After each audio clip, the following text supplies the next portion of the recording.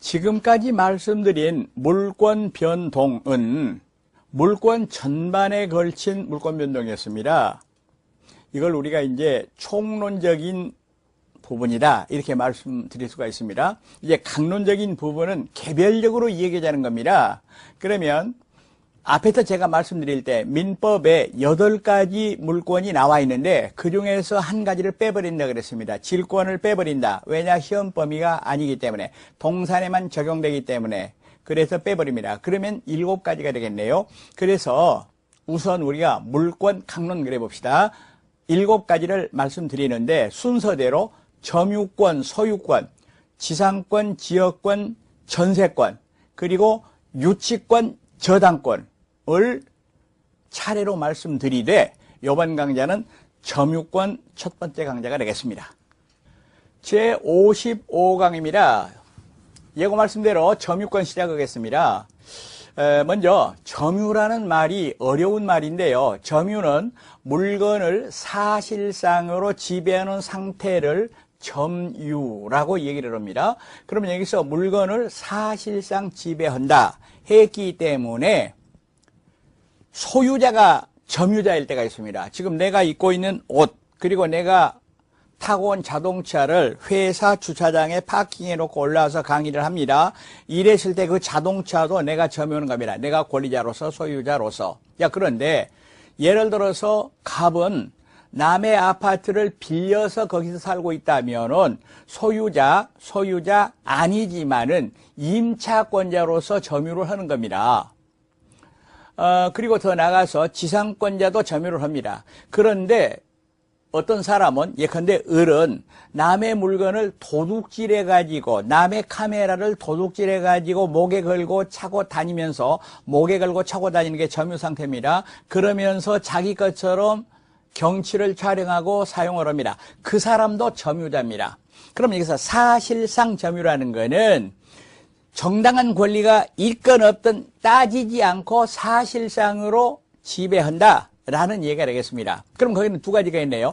정당한 권리를 가진 사람도 있고 예를 들어서 소유자, 임차권자, 지상권자처럼 전혀 권리가 없는 사람도 있고 예를 들어서 도둑 또는 임대차 기간이 다 끝났는데도 집주인이 비워달라고 하는데도 개기고 안 나가는 사람, 이런 사람은 정당한 권리가 없으면서도 점유를 가지고 있습니다.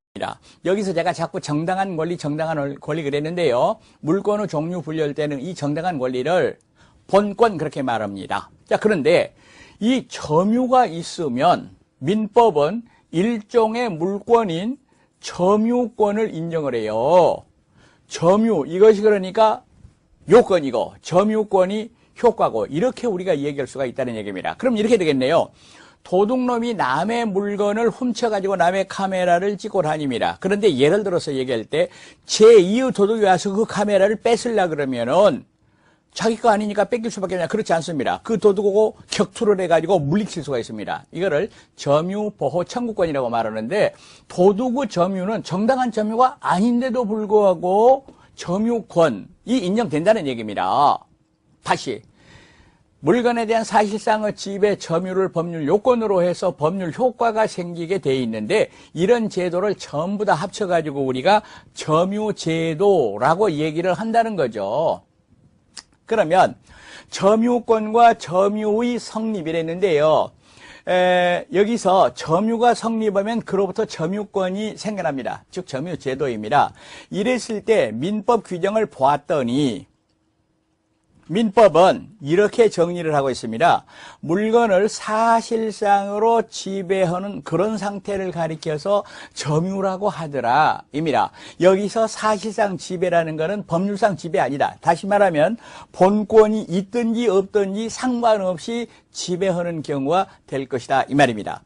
그러나 여기서 사실상의 지배는 어느 정도의 계속성이 있어야 돼요. 계속성. 흔히 우리가 이렇게 말하죠. 공원에 가서 오후에 벤치에 앉아있다. 그러면 벤치에 앉은 사람이 그 벤치의 점유자라고 볼 수 있는가? 그렇지 않다. 이런 얘기죠. 자, 그런데 사실상의 지배, 이게 어느 정도 계속성 있는가에 대하여 뭐 우리가 더 들어갈 필요는 없습니다만은 판례 하나를 우리가 얘기할 필요가 있습니다. 타인의 토지 위에 건물을 소유한 자는 그 토지의 점유자이다. 요 판례는 꼭 알으셔야 됩니다. 그러면 예를 들어서 갑의 땅이 있는데 을이 예를 들어서 임차권이나 지상권 없이 건물을 이렇게 지어가지고 있었다. 그 연유는 알 수가 없죠. 그랬을 때는 을은 이 건물 점유 말고 이 토지에 대한 점유자이다. 그 말입니다. 만약에 이게 이제 20년 이상 평원, 공연, 자주점유가 계속됐다면은 취득세 문제가 생기는 겁니다. 다시 건물은 소유이지만은 그 건물을 소유할 그 땅을 아무런 권한이 없다 하더라도 토지를 점유하는 상태다라는 거 알아두시기 바라겠습니다. 다음으로 점유권과 점유할 권리는 다른 것이다. 그러면 예를 들어서 도둑은 점유권이 있어요. 그러나 점유할 권리는 없다 하는 거 우리가 금방 이해하실 수가 있을 겁니다. 그러면 카메라를 잃어버린 사람은 점유권은 없어. 그러나 점유할 권리는 있어. 여기서 점유할 권리를 제가 본권 이렇게 얘기한다 그랬습니다. 그리고 점유가 성립하기 위한 요건으로는 점유 설정 의사가 필요하다라고 말을 합니다.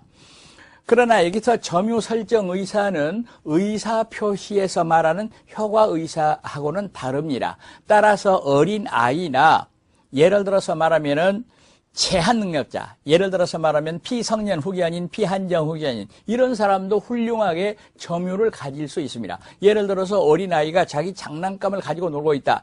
그거는 점유가 성립합니다. 의사표시는 아니지만은 불완전하지만은 점유 설정 의사. 따라서 우리는 점유 설정 의사를 자연적 의사라고 얘기를 합니다. 여러분, 사실상의 집에 이 판례 하나를 찍어두고 여기에 너무 깊이 들어갈 필요는 없다 할 것입니다. 다음으로 점유 관념화라는 게 있습니다. 그러면 이게 무슨 얘기인 거니까 물건을 사실상으로 지배하는 사람은 소유자든 임차인이든 더 나아가서 도둑이든 모두가 다 점유자인데 사실상의 지배가 있으면서도 점유자 아닌 경우가 있고 사실상의 지배가 없으면서도 점유인 경우가 있습니다. 그러니까 점유가 관념화됐다 이거를 말합니다. 그럼 먼저 실력 행사는 있으나 점유가 인정되지 않는 경우가 있습니다. 이걸 가리켜서 우리는 점유자라고 말하지 않고 점유 보조자라고 얘기를 합니다. 간단하게 한번 그림을 그려보겠습니다. 여기에 어떤 주인이 있습니다. 안방 마님이 있습니다. 그런데 여기에 예를 들어서 운전기사가 있다 그럽시다. 운전기사. 부잣집인가 봐요. 그러면 여기서 자동차를 말이죠. 실질적으로 운전하고 또 세차하고 이런 거는 운전기사가 합니다. 그러나 잘 들으세요. 이때 점유자는 갑뿐이고 운전기사는 점유자가 아닙니다. 그럼 이 사람을 뭐라고 부르느냐? 점유보조자라고 부릅니다. 그러면 이거를 일반 명제로 얘기를 해보면 민법 규정 그대로 얘기를 해보면은 타인의 지시를 받아서 물건을 사실상으로 지배하고 있는 자가 있을 때에는 그 타인만, 이 타인은 갑을 말합니다. 타인만 점유자라고 말을 합니다. 그러면 운전기사는 원칙적으로 점유자가 아니기 때문에, 점유가 없기 때문에 점유권이 인정되지 않습니다. 점유자가 아니라 그 말은 점유권이 없다는 얘기입니다. 그런데 확실하게 해둘 것이 하나가 있어요. 자력 부재권은 인정이 되더라 입니다.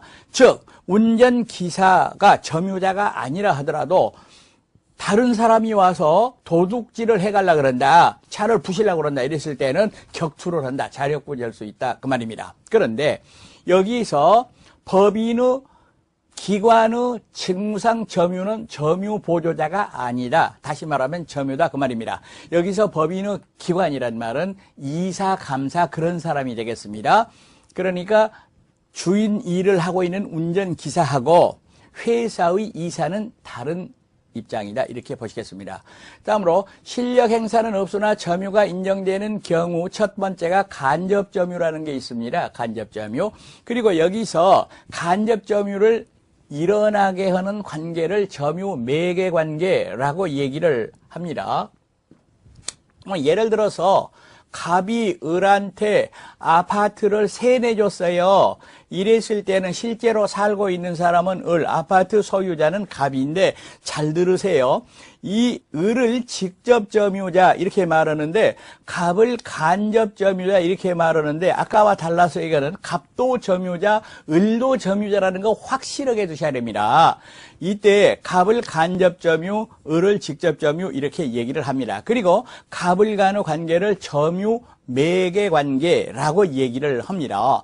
여기서 점유 매개 관계는 중첩적 두 개가 성립할 수도 있어요. 을이 갑의 동의를 얻어가지고 병한테 빌려줬을 때는 이것도 점유 매개, 이것도 점유 매개가 된다 이 말입니다. 간접 점유. 그러면 여기서 의미가 있는 것은 갑은 실질적으로는 그 집에 살지도 않으면서 점유자가 됐다 그 말입니다. 이랬을 때 중요한 것은 직접 점유자는 간접 점유자에게 점유 보호 청구권이 있다는 얘기입니다. 다시 말하면 갑이 을에게 세내주고 나서 다시 자기가 그거를 사용하려고 문 열고 들어온다. 안 된다 이 말입니다. 점유 보호 나가 이렇게 말할 수 있다 이 말입니다. 그러나 간접 점유자는 직접 점유자에게 점유 보호 청구권이 인정되지 않는다라는 얘기입니다. 그리고 직접 점유자가 이미 양도를 해버리면 간접 점유자의